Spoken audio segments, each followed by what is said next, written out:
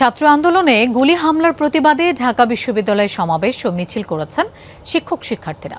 অভিযোগ করা হয়, যারা গুলি করেছে তাদের বিচার না করে বাসা আর রাস্তা থেকে আটক করা হচ্ছে শিক্ষার্থীদের। তারা বলেন, শিক্ষার্থীরা খুন হয়েছেন, উল্টো তাদের সহপাঠীদের গ্রেফতার হচ্ছে। ক্যাম্পাস ও হল বন্ধ হবার 15 দিন পর ঢাকা বিশ্ববিদ্যালয়ে সবচেয়ে বড় জমায়েত।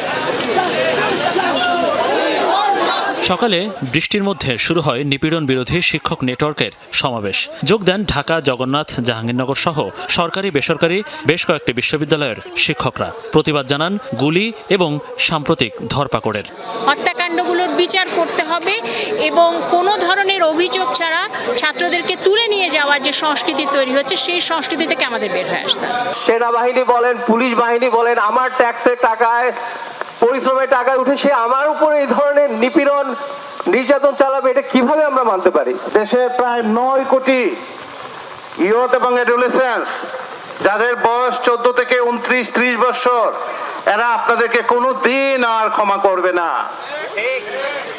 সেই মনীয় শিক্ষকদের সমাবেশে যোগ দেন বিভিন্ন প্রতিষ্ঠানের শিক্ষার্থীরা।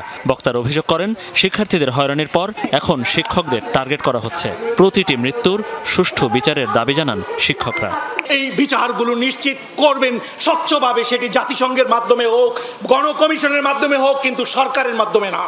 কারণ এই সরকারের মাধ্যমে করতে গেলে আমরা দেখতে পাবো যেটি এটি নিশ্চিত হচ্ছে না, এই যে পুলিশকে যে এর মধ্যে রাখলোই না।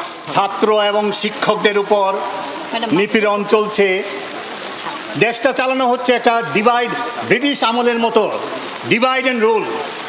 প্রতিবাদ করলেই ট্যাগ লাগিয়ে দেওয়া হয়, এই ট্যাগানো বন্ধ করতে হবে। এখন হত্যার জন্য মায়া কান্না কাঁদছেন। কেন মায়া কান্না কাঁদছেন বললাম, কারণ আজকে এই পত্রিকাতে দেখবেন যে আমাদের যে ছাত্ররা, শিশুরা, জনতা, তারা নাকি মারা গেছে সন্ত্রাসীদের গুলিতে। পুলিশ যা এজাহার করেছে সব জায়গায় বলা হয়েছে সন্ত্রাসীদের গুলিতে মারা গেছে। আমরা চোখের সামনে দেখলাম পুলিশের ইউনিফর্ম পরে গুলি করা হচ্ছে। সমাবেশ শেষে একটি মিছিল বের হয়।